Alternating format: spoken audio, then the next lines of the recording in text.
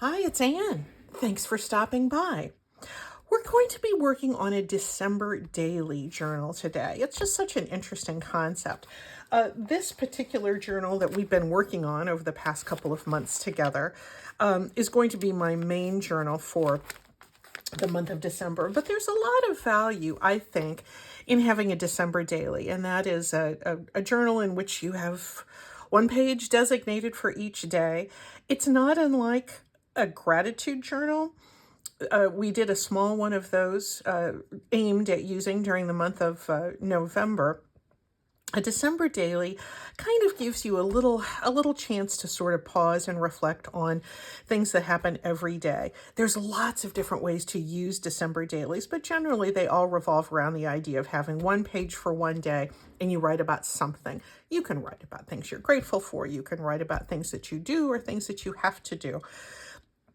If you're flummoxed about how to get started writing in a December daily, there's lots and lots of prompts out there. And some of them are, have a long list, 1 through 25 or 1 through 31 if they go to the end of the month, with different things like, a favorite Christmas memory, hot cocoa, snow, Christmas music, and you write based on those prompts. I don't like to be restricted by prompts, but if you're flummoxed about where to start, a prompt list could be good for you. And one easy search on Google or on Pinterest for December daily prompts will get you there and give you ideas about things to write about.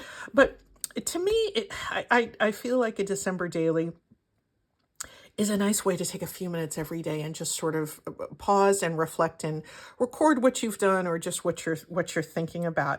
I remember Decembers, I think particularly when my daughter was very small, that I would sit down on Christmas night and I would look at my tree and I'd think, oh, it looks so beautiful. This is the first time I've actually sat down all month and actually looked at my tree. Having a journal where you can record things on a daily basis gets you into that reflection mindset. So the month is not gone by the time you actually sit down and reflect. Anyway, enough of that. I want to show you how I made this. And the main focus of the rest of this video is going to be on the page numbers, because I found a really, really interesting approach to numbering the pages inside here that are, and the approach is very inspirational in and of itself, by a YouTuber that I just discovered named Christy. Crafted by Christy is her channel, and her handle is Crafted by Christy Shop. So look up Christy, and I will link specifically to her December daily video that inspired me for this one. Let's just have a look. I made mine a little bit different from Christy's. She used a vintage card and made it one signature. It has really, really cool papers in the signature. Mine has a spine with two signatures, just because that's just kind of how I decided to make it. But I'm just going to take you through the steps showing you what I put into this one. This is not going to be an assembly tutorial. I used for this 2 pieces of office hanging folder paper. I use a lot of these as bases for some of my junk journal elements. And I used some scrapbook paper. This is a graphic 45 print, and I had an 8x8 pad, cut it into 2 pieces.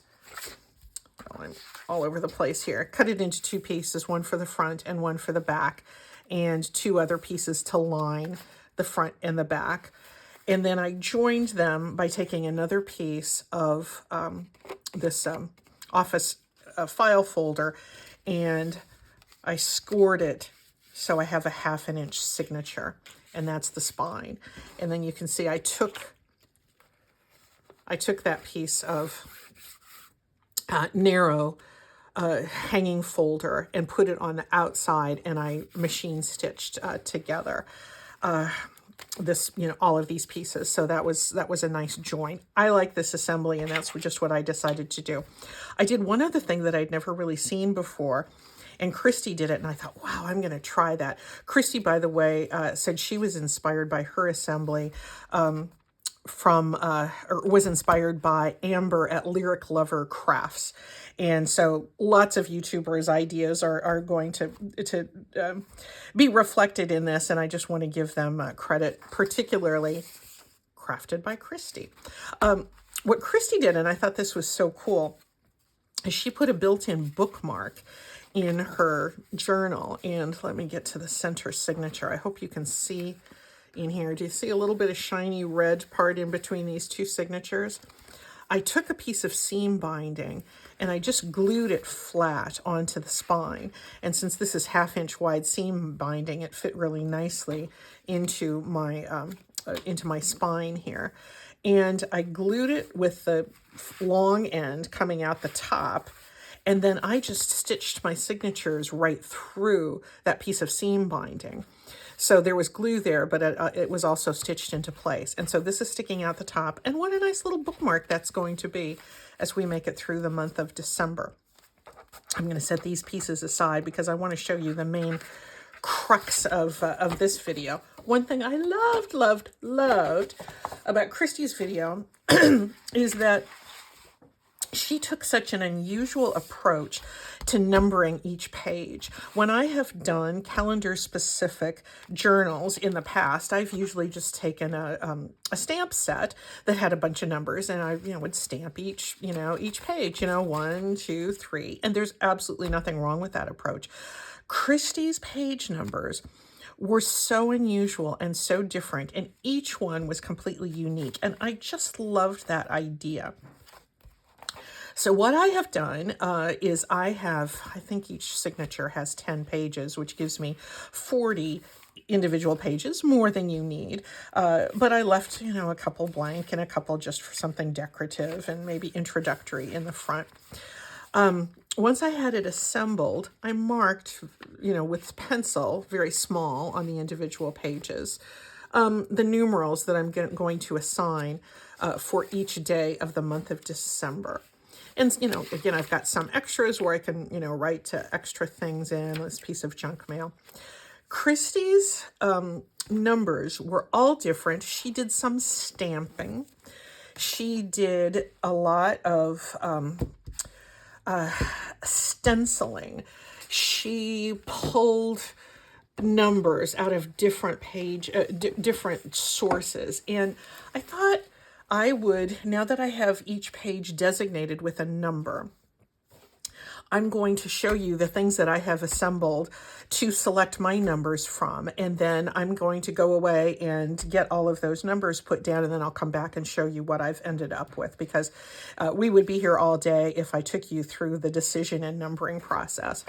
This is just my pile of stuff. I went around looking for what did I have that had a lot of numbers on it that I could harvest to put onto these pages. This was a really, really great piece from a children's book that had a lot of really exuberant, whimsical kind of numbers on it. Here are, it doesn't belong with that. I just took a calendar page. Christy did this. She cut, here I'll kind of show you, let's just say that I wanted to do 17 and 18 here, and I'm not certain that they're back-to-back in this journal, but I will sacrifice this for the cause. She took this calendar that she had added some spatters to and took both of these numbers here and then just put this as a page tab on the edge on the edge of her journal page, just glued it. And so it serves as a tab front and back, but you have 17 and 18 with that numeral marking there. It's just a nice different way to do it. And adding the ink, the spatters, is it really kind of glitzes it up. In my little kit, I got some numbers. I think Christy had this same stamp set. I have used this a fair amount. I pulled out some of my stencils where I could pull out some numerals, and some of these stencils have seen better days, but they still work. A couple of special days, I think I'm going to want to have some glimmer paper. So I pulled out some things like that. Christy had some things where she had a whole bunch of numbers and then just highlighted one of them to designate the day that page had been assigned to. So I think I'm going to use that as well. More calendars. What about using playing cards? I think something like this would be great to put on the corner of a page. And my pages aren't very big, so this as you know, I could cut out part of this if I wanted to use that for the 6th of December. Or I have these cute little mini playing cards. I got these at the thrift store not long ago. What if I use something like this? You know, for the 10th of December. Remember, the 10th of December. I don't think that's really how the phrase goes, but I think something like this, just because it has a number on it and it's something intriguing and different. It's a different way to designate those days. I thought it might be fun to do a little bit of stamping too, and perhaps put a number on the inside. Like, what if I stamped one of these snowflakes and then put a little number in the middle? What if I took this little snowman and had him, you know, had a number on his belly, or had him holding a number or something like that? These are things that are taking place in my mind. But I'm sharing them because I want you to be able to look around your own home and find sources of numbers that you could incorporate into a journal, particularly a December daily. I went through some of the old books on my my bookshelf that are muchly harvested already, and I just pulled out chapter numbers. Some of those are going to be nice to sprinkle in there. A really good source of numbers, of course, are those ads that hit our mailbox every week. Like, you know, there's not a 99th of December, but I could, you know, cut out the 2, I could cut out the 10. There's, you know, I could do, the 1 and the 2 to form a 12. There's any number of ways that I could harvest some numbers out of this for my December daily. This is from my grandson's kindergarten. I had stockpiled some of his kindergarten worksheets, and I thought, oh golly, I could take a couple of these, and those would be sweet to incorporate if I wanted to do that. And just in case you wondered, yes, 18 is indeed less than 20. I'm glad we have that settled. More just things I've found, you know, in a magazine. You know, cut out one of these digits and make that the 10. There's a chapter 15. More flyers. There can be, you know, little infographics that pop up in magazines. You know how nice that could be. I could do, you know, the 5th of December, or the 3rd of December, or the 12th. There's any number that I could pick out here. More just for my stash. Not certain why not certain why I saved that. It didn't belong in this, but it is in my thoughts. Old ads from some of my old vintage style books. What about something that's not a numeral but spells out the ordinal, you know, 19th instead of the 19, you know, 19th. That might be something nice and different.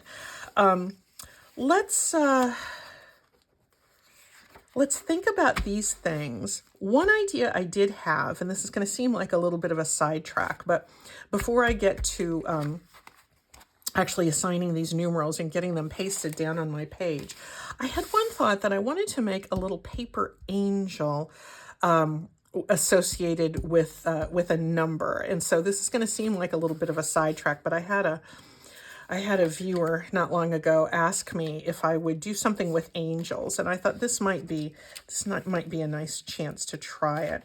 I have this thing from an old National Geographic map, and I thought I would just kind of use this as a demonstration. This is a world photograph. And let's think about how we can get an angel, and then we can kind of pair it with a number that could be assigned to one of these pages. I got out all my circle punches, and as you know, I have several of those. And I'm just going to take, this is my 1 3/4 punch, and I'm going to just do a circle there. And this is going to be the little body of our angel.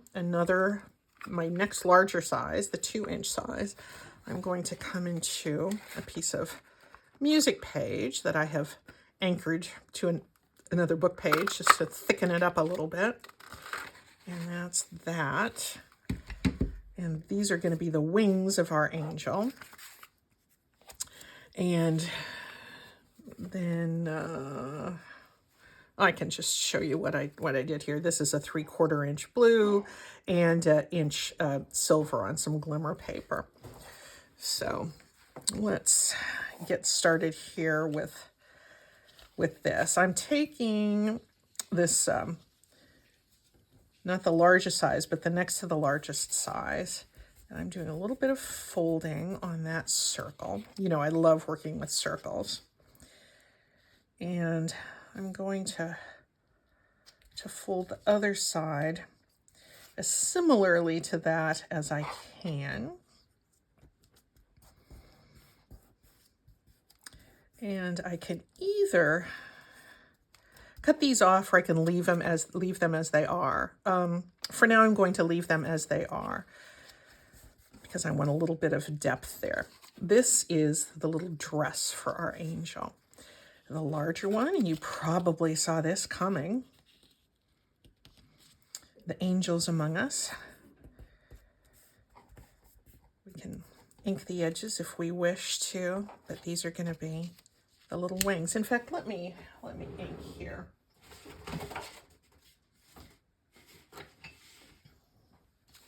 That'll make the wings stand out a little bit. And you'll see in a moment how I plan to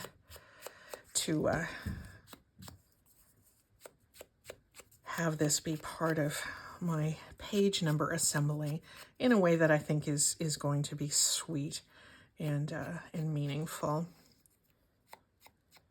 This is going to be a little angel that has no face. There we go. So these are 4 components, and my thought was to put an angel somewhere on my December daily page, anchored together like that with that little halo, and then to put a number here on her dress. Before I anchor it down though, let me pull out, like for example, let's just say that we wanted this one, this 12. And actually I could use the circular motif here to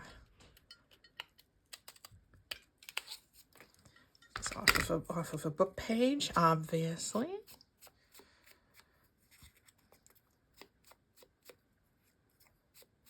So my thought, without anchoring her all the way down just yet, was to, my fingers are going to be in the way here, was to put this little 12 on her dress, which I think would be fine. But depending on what paper you use, and I probably wouldn't use this because it has green on the other side, but if you have a paper, and this is why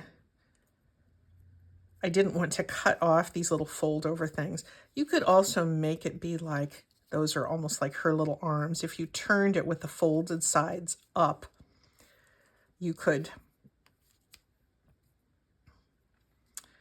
make her sort of bearing that number there. I might look for a different a different kind of paper because I love this idea of her holding that number. But you know, it just all depends on what paper it is. It also, she would be very dear all by herself like this. And I put her on this dark background just because she'll show pretty well. We could put her little 12 there, but I like her kind of bearing it. So we'll see how it ends up in my actual journal, but I wanted to kind of show you how putting something together like that can be another way that you can use a perfectly ordinary number, but really dress it up to be something special. So let's see where I go with this. I'm going to go away for a few hours and craft, and I'll be back with the results. And we're back. Oh, what fun I had putting all the numbers on these pages. It was like a scavenger hunt in my craft room, looking for these different numbers and just finding the ones that just looked great. I was really glad that I did those that light penciling of each day in the lower corners, because then I could, you know, I could skip all the way through the journal and put different numbers down and not lose my place and not get to the 15th of December before the 7th of December, because that might have happened. But it was just really, really fun. And I did not use everything that I had in my big pile of stuff, but I used a lot of it. And I developed a couple of ideas that I didn't have initially. So let's just go ahead and take a look through this page from the children's book that had all of these numerals. Turned out to be a true gift. I used a lot of these hand-drawn or they looked like they were hand-drawn numerals, which were super cute. And I used some of that in the beginning here. I'm just going to do a little flip through, and then hopefully you'll have fun finding your own. This is from the infographic in one of the magazines. There's a stencil, an infographic lifting from the vintage catalog. Vintage catalog, I love that look. Here's just a little punched, like one of these little punched Christmas tree with part of a card, a playing card on it. Some stamping with the 7 on it. Another Christmas card with one of my little grandsons, hand-drawn number 8s, and he's 8 now. He would have been 6 when he drew this, or when he wrote that number, because it was from kindergarten. But anyway, he's 8 this year, so that's his. And also from the infographic, I tend to like this these big bold letters that look like they're from old time signage. Here's my little pack of tiny little playing cards, and that is I think that's adorable. This is an idea that Christy had, where she just took a hole punch and she just punched the shape of numerals into a piece of paper, and I put a little piece of black behind it. A stamped snowflake with a little 12 from a chapter number from one of my books. Here's one of those front and back calendar pages that I put some spatters on from the kids' book page, just simply punched out. On to the next half of the month. Stenciling, book page cutout, stenciling on a circle. Vintage catalog, book page, stencil. We have a theme going here. Another one of those punched Christmas trees with a couple of numerals from a heart, or from a playing card. Stamping. I love this stamp set, and Christy used this same one. I was careful. I was lucky because the stamping I did with it, because if it was on one of my thinner pages, it would have soaked through, and I could have just pasted something on the back. But this was on a thicker piece of brown paper bag, so it didn't soak through. But I love that. There's my little angel. Didn't that turn out sweet? That's very special for Christmas Eve. And yeah, I like how that angel turned out. The only, I will say, kind of a disappointment that I had was actually my page for Christmas Day. I really wanted to do what Christy did and take some glimmer paper and have a nice big 2 and 5 cut out like a die cut. And I especially wanted to do that opposite this angel for from Christmas Eve, because I have some of the glimmer paper there. Sorry if this is blinding out the screen. I have a Cricut machine, but I haven't used it in about a year, and my software is outdated. I couldn't figure out how to get it uploaded so I could get into Design Space and activate the Bluetooth and do my die cutting. I have a Sizzix die cutting machine, but I didn't have any actual dies. I was going to have to download a pattern from Cricut and do that. I couldn't figure out how to do it. I wanted to finish the project. So I just went into my scrapbook paper and I found this little December 25th with Santa there. And I thought, that's kind of nice. And I actually didn't glue it down on all sides. I left this open so it can be a little tuck spot. I can write all the way around, and then I can put a little tag in there for something special for Christmas Day. So that's a nice special little spread. Finishing up, vintage catalog, blank page for whatever I want. I loved doing this little stamp and having this little snowman hold a little chapter number as like a little snowball. Another of the calendar folded over pages, more from that children's book, and another stamped snowflake with a stenciled 31. I also kind of thought about, making my New Year's Eve one be, a little more party-like and having some confetti or something like that. But Dan and I are not big New Year's Eve party people.